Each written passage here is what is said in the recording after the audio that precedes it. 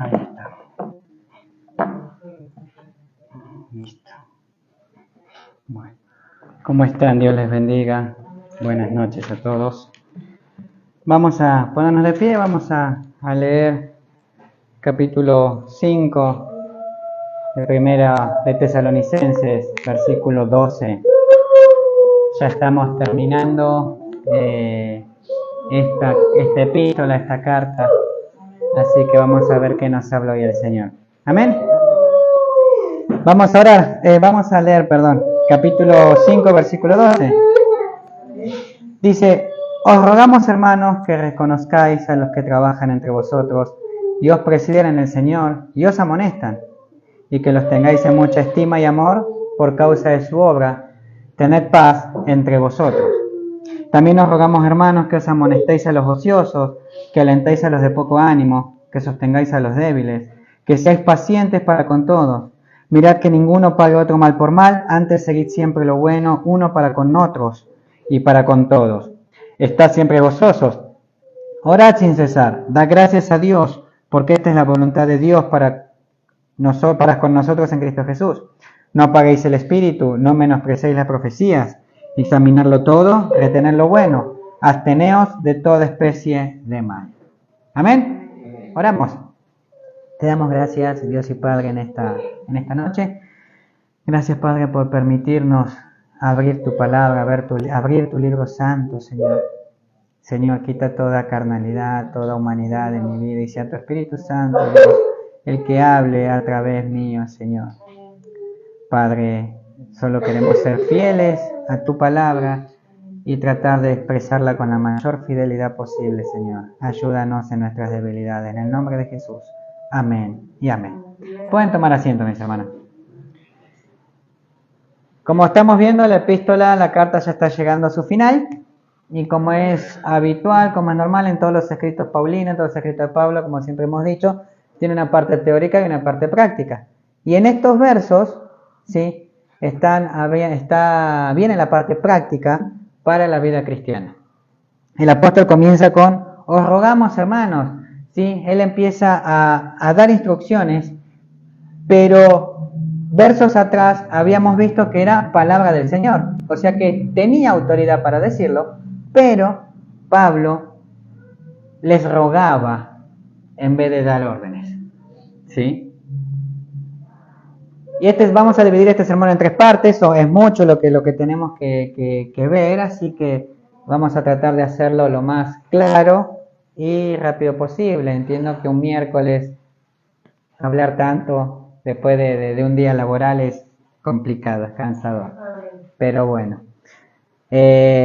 Vamos a dividir este sermón en 3 partes, como dije: reconocimiento del liderazgo, los versos 12 y 13, la ayuda fraternal, 14 y 15, y los deberes espirituales, 16 al 22. Comenzamos con los versos 12 y 13, reconocimiento del liderazgo. Antes que nada, como ministro, pido perdón a la congregación si estas cosas que vamos a ver hoy no las he llegado a cumplir como Dios manda. Es nuestra responsabilidad el guiar al pueblo del Señor, y hay que hacerlo como vamos a ver ahora. Y desde ya de antemano les pido perdón si no es de la manera que Dios quiere que sea. Amén. Entonces, estos 2 versos, el verso 12 y 13, nos hablan tocante a la relación entre el pastor y las personas. Es muy importante la relación entre el pastor y la iglesia para que la iglesia sea saludable, para garantizar el progreso espiritual de la iglesia. Por eso el apóstol Pablo empieza con la frase: os rogamos, ¿sí?, que también puede producirse como requerimos. Y es interesante que si bien él, con la autoridad apostólica que tenía, podía ordenar, pero ruega a razón de la disposición de la obediencia de cada creyente en Tesalónica. ¿Sí? Y esto nos enseña que cualquier ruego que se hace en la Escritura tiene un mayor peso, porque es palabra de Dios. Entonces, en vez de ordenar y decir hagan esto, Pablo les pide por favor, como apelando a la conciencia de la gente, en este caso los tesalonicenses, para decir: che, es mandato de Dios esto. tenemos que obedecer. Entonces Pablo lo deja, por decirlo de alguna manera, a la conciencia, a la decisión de cada hermano. Por eso él habla de un ruego. Entonces, ¿qué es lo que Pablo ruega acá? Que reconozcan a los líderes que había entre ellos. Ese reconocimiento no es un simple reconocimiento de cara, es decir, bueno, sí, conocemos fulanito de tal, es el pastor o el líder de la iglesia, sino que deben conocer a los pastores lo suficientemente como para apreciarlos de manera íntima y respetarlos a causa de su valor e importancia dentro del cuerpo de Cristo. El líder es constituido por el Espíritu Santo, como dice Hechos, capítulo 20. No lo busquen, yo lo tengo acá a mano, no se preocupen. Hechos, capítulo 20, versículo 28, dice: por tanto, mirad por vosotros, dice Pablo, mirad por vosotros, primero mírense en ustedes, dice, y por todo el rebaño en el que el Espíritu Santo os ha puesto por obispo. El Espíritu Santo es el que pone los líderes, los ministros. Además, estos ministros tienen dones, como todo creyente, que son otorgados por el Espíritu Santo. Todo creyente tiene un don, pero el líder tiene que ser apto para gobernar, apto para no gobernar en el sentido autoritativo, sino liderar con dones en ese sentido. Como por ejemplo nos dice Primera de Corintios, capítulo 12, ¿sí? Capítulo 12, versículo 11, dice: pero todas estas cosas las hace uno y el mismo Espíritu, repartiendo a cada uno en particular como Él quiere, ¿sí? Y el verso 28 del capítulo 11 también de Corintios dice: y a unos puso Dios en la iglesia, primeramente apóstoles, luego profetas, tercero maestros, ¿sí? Es decir, el Espíritu Santo es el que pone cada cosa, por decirlo de alguna manera, en su lugar. Efesios 4:11 también, Él constituyó a algunos apóstoles, otros profetas, otros evangelistas, otros pastores y maestros, ¿sí? Entonces, el reconocimiento que los hermanos tenían que hacerle no era en consecuencia del oficio que ejercen, sino por el trabajo que hacen como ejemplo de la congregación. Por eso les decía, perdonen si a veces no soy ejemplo como debería serlo. El líder no comienza a ejercer el oficio después del reconocimiento, manifestando su interés en el trabajo eclesial, sino que trabaja antes y por eso es reconocido por la iglesia. Un pastor, un ministro, no es que empieza su ministerio cuando es ordenado, sino que ya viene trabajando desde antes y por eso la iglesia lo reconoce y se lo ordena, ¿sí? Entonces, reconocer es sinónimo de obedecerles.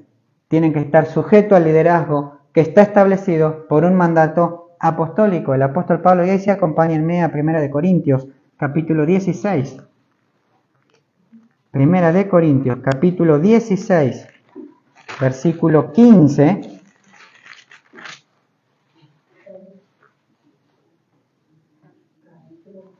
Capítulo 16, versículo 15. Dice así: hermanos, ya sabéis que la familia de Estéfanas es las primicias de Acaya, y que ellos se han dedicado al servicio de los santos. Es decir, la familia de Estéfanas estaba dedicada al liderazgo. Os ruego que os sujetéis a personas como ellos y a todos los que ayudan y trabajan. Está hablando del liderazgo, del liderazgo de las iglesias.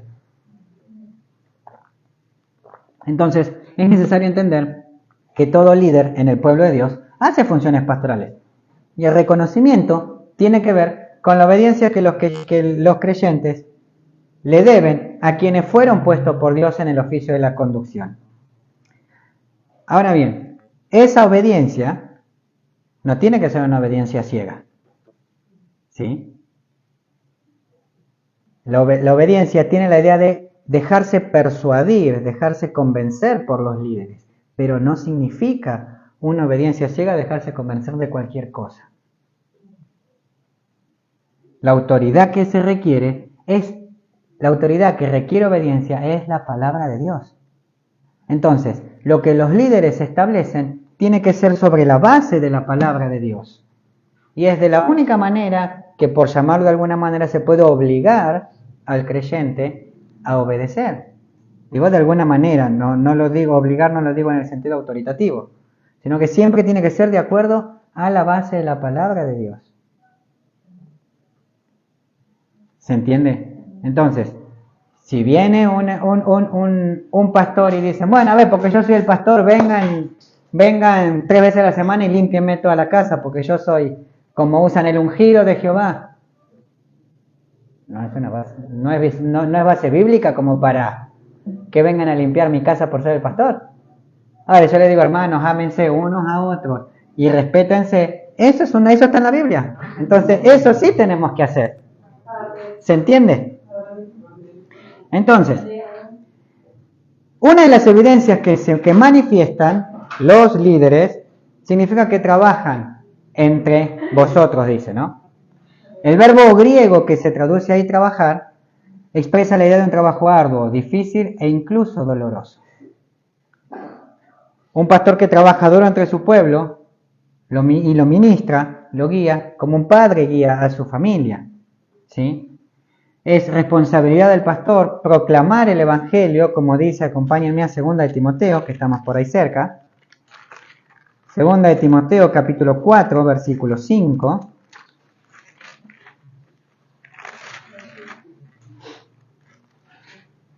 Pero tú, le dice Pablo a Timoteo, sé sobrio en todo. Soporta las aflicciones, haz obra de evangelista, cumple tu ministerio. Tenemos que explicar la verdad y aplicarla. Ahí en el capítulo 4, en el verso 2, dice que predique la palabra, que instes a tiempo y fuera de tiempo, redarguye, reprende, exhorta con toda paciencia y doctrina. ¿Sí? Y en Tito capítulo 1, verso 9, dice, retenedor de la palabra fiel, tal como ha sido enseñada, para que también pueda exhortar con sana enseñanza y convencer a los que contradicen. El pastor también tiene que advertir y amonestar a las ovejas. El pastor tiene que aconsejarlas a partir de las Escrituras. En otras palabras, no es un esfuerzo puntual, sino una entrega total, una entrega constante a la labor de conducción de la iglesia. Y se debe entender, tenemos que entender, mis hermanos, que la conducción de la iglesia tiene necesariamente que establecerse sobre las bases bíblicas. De otra manera, ¿cómo vamos a conducir? Supuestamente decimos que somos la iglesia de Cristo. Entonces Cristo tiene que ser nuestra base. ¿Y dónde tenemos las enseñanzas de Cristo? En la palabra. Entonces, si nosotros no basamos nuestro cimiento en la palabra, no somos líderes dignos de seguir. Porque no estamos puestos por Dios. ¿Sí? El liderazgo no establece formas y mandatos conforme a su criterio personal, sino en lo que tiene que ver con la Escritura, que como dijimos hace un momento es el único elemento de autoridad sobre la materia de fe y conducta. La palabra de Dios es la que nos da fe y la que nos enseña cómo caminar. ¿Amén? Otra característica, porque dice, os rogamos, hermanos, que reconozcáis a los que trabajan entre vosotros. Y otra característica es, y los presiden en el Señor. Presidir significa literalmente pararse ante alguien. ¿Sí? Es liderar, es dirigir con autoridad. Pero esa responsabilidad es importante. ¿Qué significa presidir?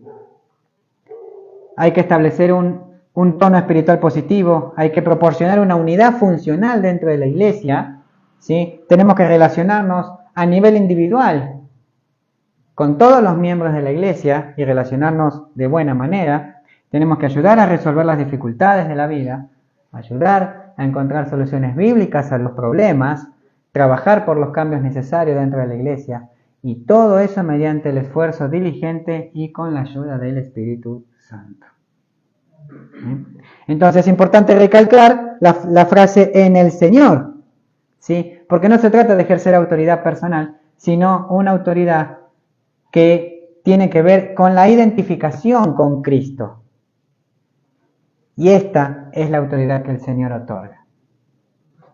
Si nosotros nos paramos acá y no seguimos el modelo de Cristo, no somos dignos de seguir.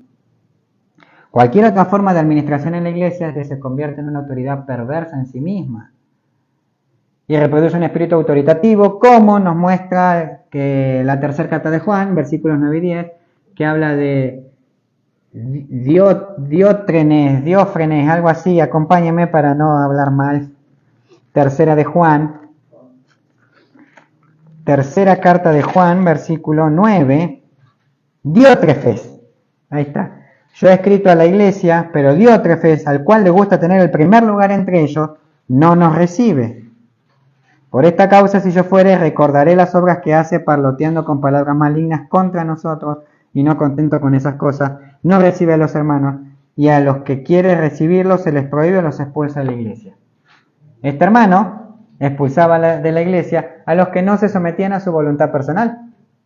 Este hermano era egoísta, era egocéntrico y buscaba el primer lugar dentro de la congregación.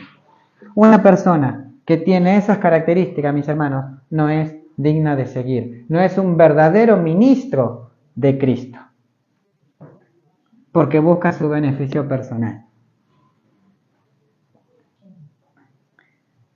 Entonces, además de todo eso, los líderes deben ser respetados porque se encargan, en el ejercicio de su oficio, se encargan de amonestar. Esa palabra amonestar tiene la idea de poner en orden la mente. ¿Sí? Tienen que poner en orden la mente en las convicciones en sentido espiritual. ¿Sí? Esta amonestación no se trata de reprender, sino más bien de orientar. Hay que orientar el camino a seguir. ¿Sí? Los creyentes bajo la enseñanza y conducción del liderazgo siguen lo que tiene que ver con la mente espiritual, con la mente de Cristo. Por eso insistimos siempre en que estudien las Escrituras, porque ahí van a saber si el que los guía de acuerdo a la mente de Cristo o no. Y siempre lo dijimos, sean como los bereanos que van a la casa y escudriñan lo que se dijo desde acá. No porque estudiemos las 24 horas para dar un sermón lo más excelente que podamos dentro de nuestras capacidades, va a decir, no, está bien, está correcto. No, vayan a la casa y escudriñen. Entonces, en este solo verso, vemos tres cosas que se destacan en el ejercicio del liderazgo. Solamente en este verso hemos visto tres cosas. Dios llama al oficio pastoral, pero esas personas se ocupan de trabajar por el bien espiritual de la gente, presiden y amonestan, con lo que esas cosas significan como hemos visto, ¿no? Entonces ya el verso 13 nos muestra dos cosas que demanda de los creyentes en relación con los líderes. La primera es que se les considera como dignos de gran amor y que los tengáis en mucha estima y amor por causa de su obra. Dice. Entonces el apóstol sabe que quienes lideran la iglesia muchas veces tienen que actuar con energía, aunque siempre con amor para corregir lo que no está en orden. Siempre desde el amor. Entonces una función así genera en el creyente poco espiritual, un creyente inmaduro, un rechazo contra el líder. Y eso lleva una falta de amor y que muchas veces, por no entender, hablamos mal del líder, desprestigiándolo. Y esto no lo digo porque quien les habla sea el líder de esta iglesia. Esto también lo digo porque yo lo he hecho en mi época cuando era más inmaduro que ahora. Y no entendía muchas cosas que mis pastores hacían. He pecado hablando mal por no entender muchas veces las correcciones de mis pastores. Entonces el problema de la murmuración contra los líderes de la iglesia es un asunto grave. Vemos en el libro de Números, capítulo 14, que el pueblo de Israel murmuró contra Moisés cuando Moisés estaba ahí al frente. Como ellos no estaban de acuerdo con lo que Moisés estaba haciendo, que Moisés solamente seguía las directivas de Dios, el pueblo murmuró contra Moisés. Y es interesante porque el que murmura contra el que Dios puso en una posición de liderazgo, murmura contra Dios mismo. Y eso no lo digo yo, lo dice la Biblia. Lo dice Números capítulo 14. Acompáñame si quieren. Números capítulo 14.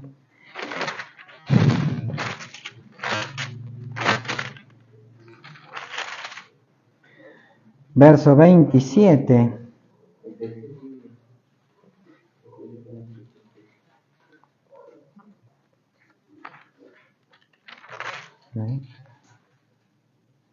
Vamos a leer el versículo 2, capítulo 14, versículo 2. Dice, y se quejaron contra Moisés y contra Aarón todos los hijos de Israel, y le dijo toda la multitud, ojalá muriéramos en la tierra de Egipto, o en este desierto ojalá muriéramos. El verso 11. Y Jehová dijo a Moisés, ¿hasta cuándo me ha de irritar este pueblo? ¿Hasta cuándo no me creerán con todas las señales que yo he hecho en medio de ellos?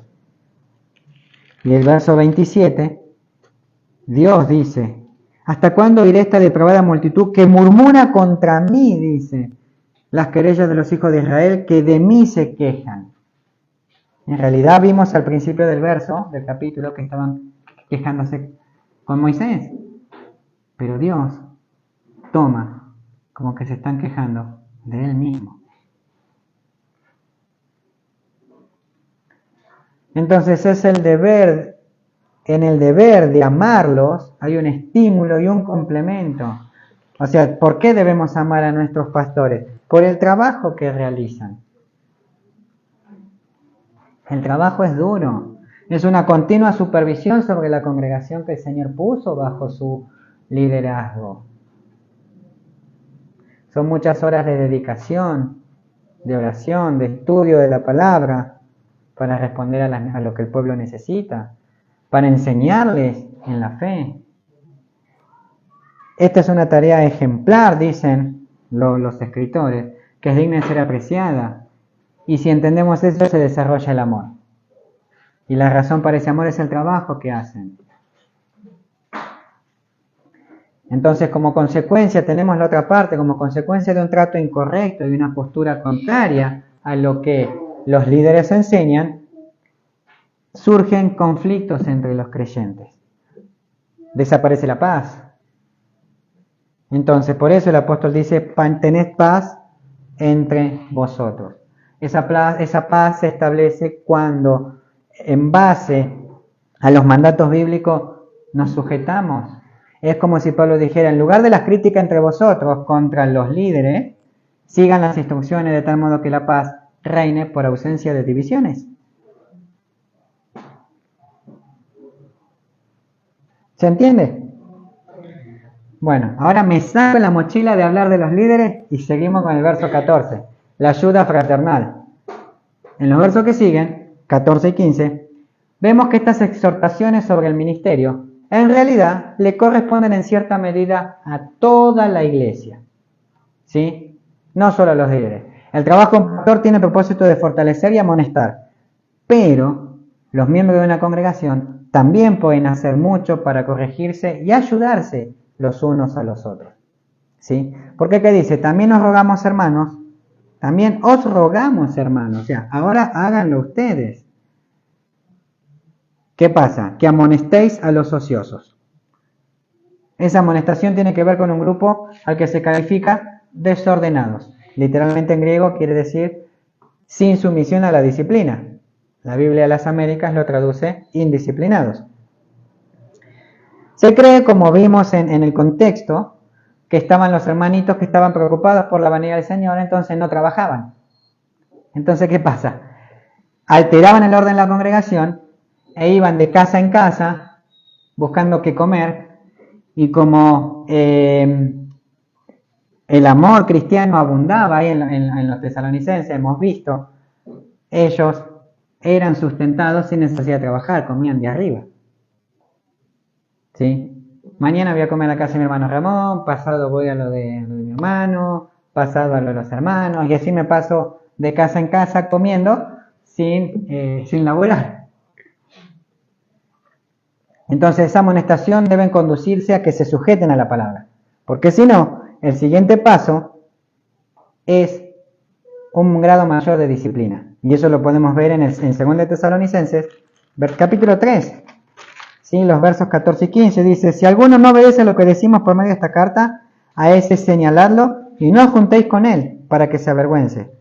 Mas no lo tengáis por enemigo, sino amonestarle como hermano. ¿Sí? Los hermanos que ejercen el ministerio de amonestación deben tener un corazón que ama y busca que el hermano se rectifique de su conducta. Y eso le corresponde a todos los creyentes, no solamente a los líderes. ¿Sí? El segundo mandamiento tiene que ver con, ¿qué más dice? Alientan a los de poco ánimo. ¿Sí? ¿Qué es una persona de poco ánimo? Son los que viven con temor y dudas, y por eso deben ser alentados, y se le debe inspirar valor, se le debe inspirar ánimo. El verbo que se usa aquí aparece también en el 2.11 y nos habla de consolar.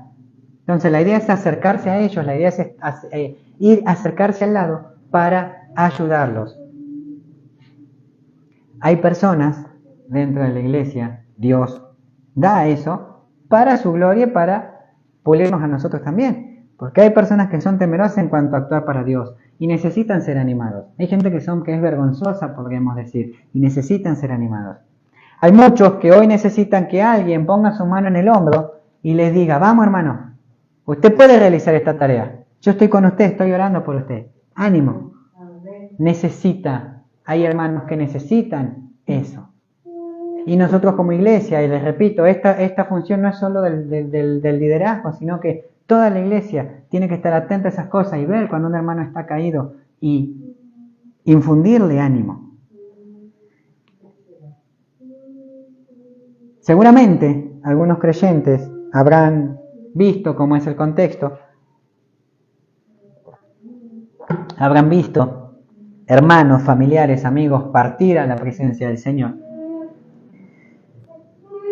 Y más toda la persecución que tenían, capaz que los desanimó un poco, los desalentó. No tenían fuerzas quizás para seguir. Es fácil hablar de firmeza en la fe, pero cuando el creyente no tiene fuerzas para superar una dificultad intensa, ahí es donde tiene que estar el resto de la hermandad para decir: ánimo, hermano. Si vamos a una cuestión bíblica, los grandes hombres de fe en alguna ocasión tuvieron muestra de desaliento. Por ejemplo, en el libro de Números capítulo 11, versículo 15, nos muestra a Moisés. ¿Sí? La carga que tenía Moisés con el pueblo, le pide al Señor que le dé muerte. Le pide al Señor: ya está, Señor, no aguanto más, llévame. Por otro lado, en 1 Reyes capítulo 19 vemos a Elías, el profeta Elías, valiente frente a no sé cuántos profetas de Baal, y después en unos capítulos más adelante estaba abajo de un árbol deprimido deseando morir. Eso a cualquiera nos puede pasar. Cualquiera podemos tener esos bajones. Y es responsabilidad, mis hermanos, de la iglesia en darse cuenta y decir: vamos, ánimo, hermano. Por eso es importante la fraternidad entre nosotros. ¿Qué más sigue? Que sostengan a los débiles. Sostener a los débiles significa prestar apoyo moral o espiritual a quien lo necesita. Soportarlo equivale a sustentarlo. El hermano débil es aquel cuyo desarrollo lo mantiene en una infancia espiritual. No todos tenemos Acá quiero aclarar algo. Una vez escuché una prédica: ¿quién es débil y quién es fuerte espiritualmente? La respuesta es: todos somos fuertes y todos somos débiles espiritualmente. Porque en el área en donde el hermano es débil y yo soy fuerte, pero después hay áreas donde yo soy débil y el hermano quizás es fuerte. Entonces yo lo ayudo al hermano en su debilidad porque soy más fuerte, y el hermano me ayuda a mí en mi debilidad porque él es más fuerte. ¿Sí? Y todos tenemos diferentes madurez, podríamos decir, espirituales, como la vida humana. Yo tengo 33, mi hermano tiene 60 y tanto, mi hermano tiene 20 y pico, fulanito tiene 50, 40 y así, son diferentes edades, y espiritualmente es lo mismo. ¿Sí? Entonces la palabra que se utiliza para el término débil se refiere a alguien que presenta alguna debilidad. ¿Pero debilidad en dónde? Debilidad en la fe. ¿Sí? El hermano débil se podría comparar con un niño espiritual. ¿Sí? Un hermano que por ahí no alcanzó cierta madurez para ser una persona adulta, digamos, espiritualmente en Cristo. ¿Sí? Generalmente estos hermanos no crean conflicto en la iglesia, no son problemáticos, pero sufren por dentro. ¿Y cuándo sufren por dentro? Cuando, por ejemplo, ven a otros hermanos haciendo lo que para ellos es contrario a la forma de vida cristiana. ¿Sí? Es una especie de legalismo, por ejemplo, qué sé yo, por decir algo, a ver, el horario. ¿Cuántas veces yo les he cuestionado el tema del horario? Pero si vemos que un hermano nunca hizo caso y siempre llega tarde, entonces yo me enojo y no digo nada, no lo demuestro, pero sí me enojo y reniego. Es un síntoma de inmadurez espiritual. Déjalo, ora y el Señor en algún momento va a tocar el corazón y va a hacer que venga temprano, por dar ese ejemplo. ¿No? Es bueno venir temprano, yo no digo que no. Y de hecho, como lo saben, siempre trato de estar temprano. Pero el hecho de que un hermano no logre eso, no es tampoco para ponerme mal, ¿no? Usando este ejemplo que había puesto, ¿no? Ahora bien, esa persona débil tiene temores, tiene dificultades para quizás entender otras cosas, y la persona que es fuerte en esas áreas puede llegar a querer confrontarlo, pero con la idea no de restaurarlo, sino con la idea de ir al choque, de pelear. Y nadie, absolutamente nadie, tiene el derecho de criticar o contender con un hermano por razones personales. ¿Amén? Samuel Pérez Milos dice con respecto a esto: en lugar de poner obstáculos en el camino del hermano débil, el hermano espiritual debe ir al lado del débil para sostenerlo y ayudarlo. El verdadero hermano maduro, eso es lo que hace, se pone al lado y le dice: no, hermano, dale, no es así. No es que pelea, sino que trata de llevar a la reflexión. La paciencia con otros es un fruto de la fe. ¿Por qué? Por la inmensa paciencia que el Señor tiene para con nosotros en cuanto a nuestros pecados y nuestras flaquezas de todos los días. Entonces nuestros hermanos en la fe que tienen debilidades y características que algunas veces nos pueden irritar, el amor de Dios en Cristo nos da la paciencia que necesitamos para vivir y para trabajar con ellos en una congregación. Así que cuando oremos por alguna debilidad de algún hermano, oremos también por nosotros, para que el Señor nos ayude a saber cómo tratarlo. Y les repito, iniciamos con los deberes del liderazgo. Ahora estas cosas es el deber de toda la iglesia, no solo de los líderes. El verso 15 nos muestra básicamente que un cristiano debe tratar justamente a las personas y trabajar por su bien genuino. Recuerden que Isaías capítulo 58 dice, hablando sobre el ayuno, dice: ¿cuál es el ayuno que yo escogí?, le dice el Señor. ¿No es mejor que desaten a las bestias para que tomen agua, ayudar al oprimido? ¿Sí? Y esta es una parte de la moralidad cristiana que es muy importante. ¿Por qué? Porque seguimos el ejemplo de Cristo. ¿Y qué dice el verso 15? Mira que ninguno pague a otro mal por mal. Ahí está hablando de una venganza. Como cristianos no tenemos que buscar la venganza personal. La venganza es una fuerza poderosa que empuja el corazón, movida por el orgullo y el egoísmo de la naturaleza pecaminosa. Pero en Cristo, si somos nuevas criaturas, no tenemos que buscar venganza. Es más, ¿qué dice el pasaje? Antes bien, seguid siempre lo bueno uno para con otro. La Biblia nos manda a bendecir a los que nos maldicen, a los que nos tratan mal.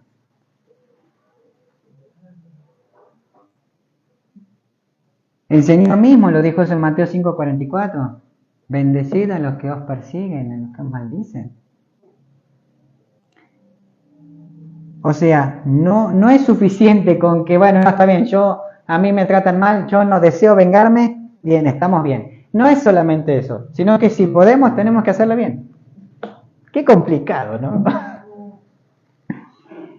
Tenemos el ejemplo del mismo Jesús, en la cruz, crucificado, lastimado, todo roto. Él pidió, Padre, perdónalos porque no saben lo que hacen. Y sí sabían lo que hacían.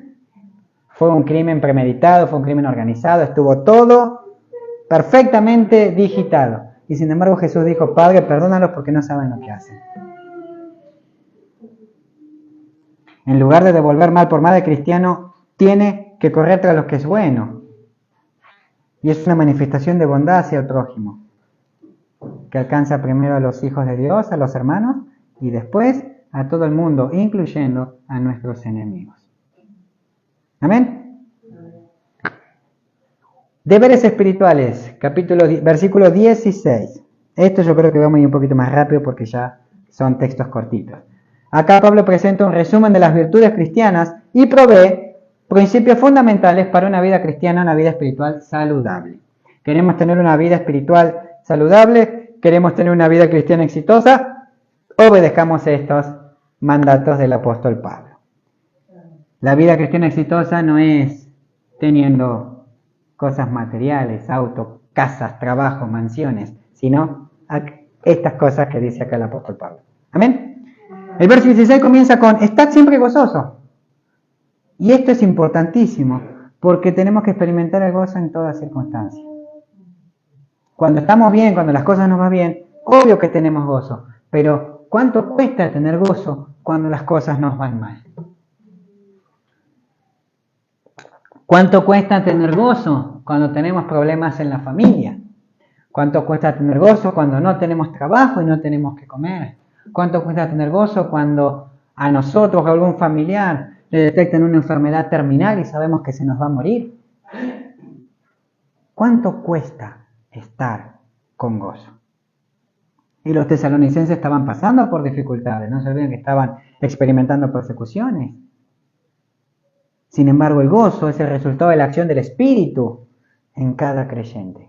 Las pruebas, las dificultades, todo lo que nos pueda pasar, vienen de afuera. Y eso no puede afectar negativamente nuestro gozo. La frase, estad siempre gozoso, se puede traducir, alégrense en todo momento. Y tiene la idea de que los cristianos que verdaderamente se gozan, siempre van a tener una confianza profunda, arraigada ¿en quién? En el amor de Dios. Porque sabemos que Dios tiene el control. Sí, nosotros podemos equivocarnos y a veces podemos tener las consecuencias de nuestras malas decisiones. Pero aún así, en todo eso, Dios tiene el control y debemos estar confiados en su poder y en su providencia. Porque como dice Romanos, la voluntad de Dios, ¿cómo es? Buena, agradable y perfecta. Entonces las manifestaciones del Espíritu son cualidades sobrehumanas en el carácter. Humanamente no podemos estar gozosos cuando estamos hasta acá tapados con los problemas de la vida. Pero el Espíritu Santo que está en nosotros es el que nos da el gozo. Y el gozo se manifiesta en cualquier circunstancia. ¿Qué dice el verso 17? Orad sin cesar. Y no se refiere de una manera repetida y sin descanso, sino más bien a la persistencia. ¿Sí? La oración tiene que ser practicada siempre, es decir, tenemos que ser constantes, una oración incesante. ¿Sí? Todo asunto, cualquier cosa de la vida cristiana debe ser tratado por medio de la oración. ¿Queremos hacer un viaje? Oramos que Dios nos bendiga. ¿Queremos comprar una casa? Oramos que Dios nos guíe. ¿Queremos comprar un vehículo? Oramos que Dios nos guíe. Lo que necesitemos, llevarlo a la oración. Para algunos, la oración es un asunto de recursos de último momento. Cuando ya no puedo más, me arrodillo y digo, Señor, sálvame. No como diría Homero Simpson, sálvame, Jebús, dijo. Pero no, la oración tiene que ser continuamente, sin cesar. Y es lo que enseña que el creyente está continuamente en relación espiritual con Dios, por medio de la oración. Siempre decimos los miércoles que tenemos culto de oración, primero nosotros hablamos con Dios y después Dios habla con nosotros, ¿no? Entonces, primero hablamos con Dios. ¿Cómo hablamos? ¿Por medio de dónde? De la oración. Entonces, no es preciso buscar un determinado lugar para orar, porque se trata de una conversación propia y natural del Hijo con el Padre que está en el cielo. Entonces sí, tenemos que tener nuestro tiempo de intimidad con Dios, donde nadie nos moleste, pero una conversación constante, yendo a trabajar, yendo en la moto, en el colectivo, trabajando. ¿Ah? ¿Cuántas veces mi hermano no estaba levantando pared y ahora estaba hablando con el Señor?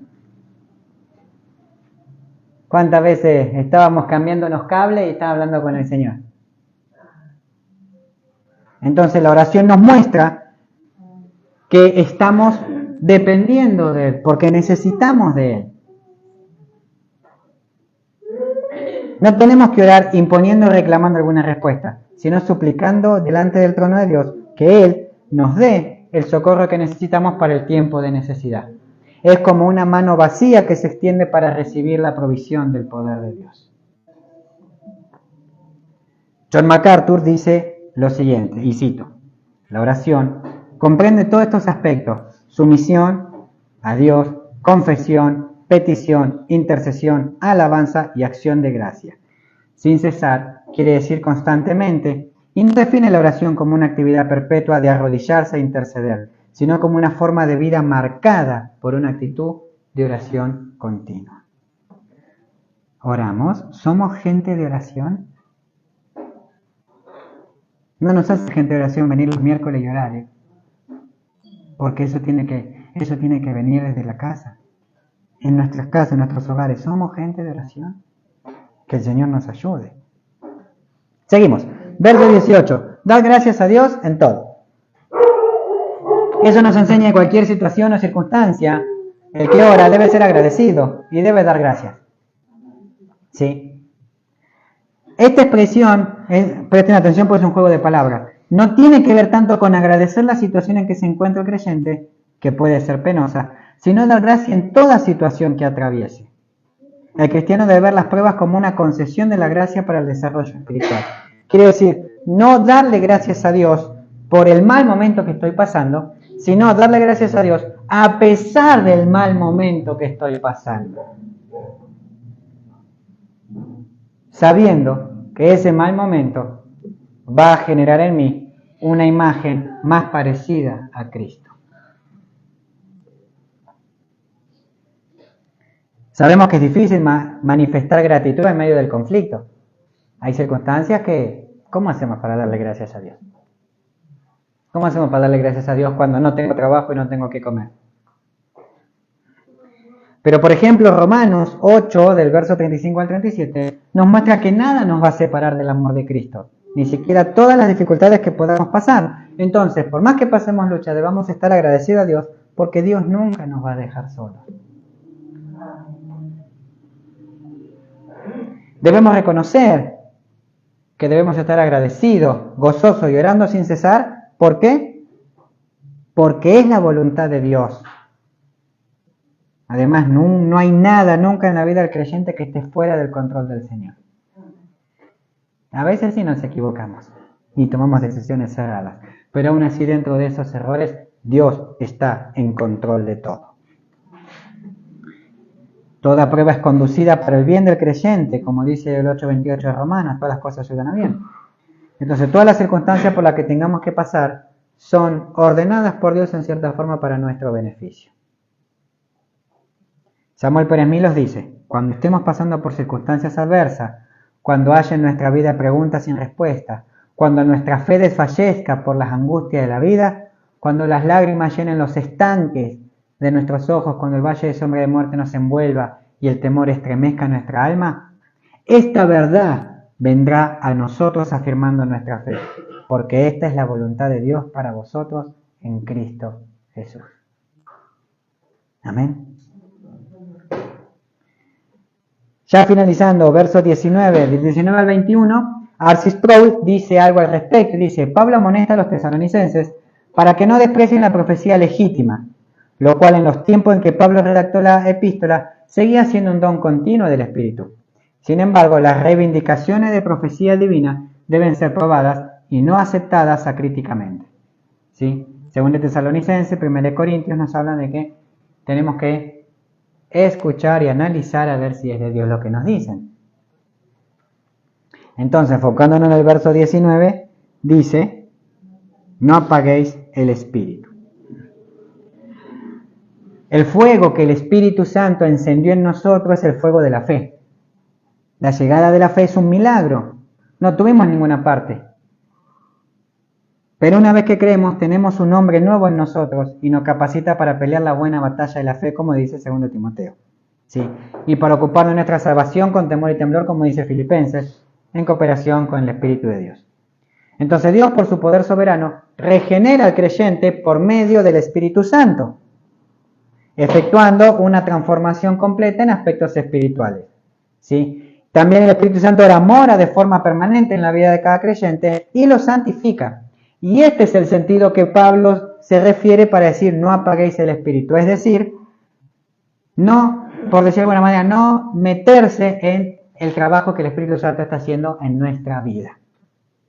Dejar que el Espíritu Santo transforme nuestra vida. ¿Sí? John MacArthur dice que el proceso de santificación tiene varias obras por parte del Espíritu Santo y básicamente son 5. La vamos a leer rápido. El Espíritu Santo nos arroja luz sobre la palabra de Dios. ¿Amén? Ayer hablábamos con mi hermano Ramón y decíamos de que hay veces que por ahí estamos preparando un mensaje y no entra, no le encontramos la vuelta, y de repente el Espíritu Santo como que abre un panorama y los mensajes se hacen solos. Entonces el Espíritu Santo arroja luz sobre la palabra de Dios.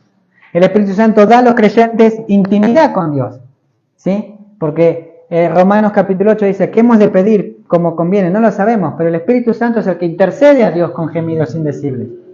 El Espíritu Santo glorifica a Dios en los creyentes. El Espíritu Santo ayuda a los creyentes a conocer la voluntad de Dios, porque el Espíritu Santo es el que nos revela esto.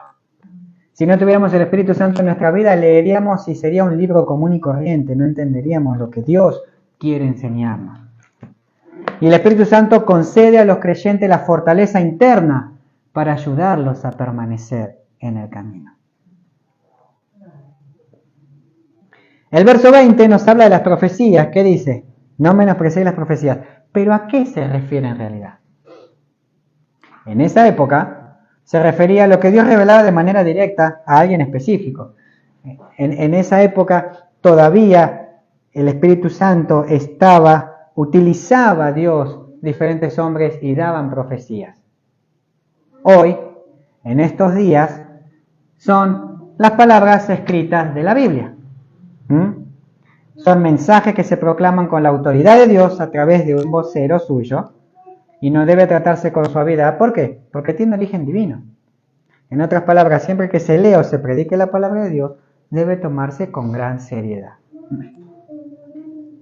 La palabra que se traduce como menospreciar quiere decir quitarle toda autoridad.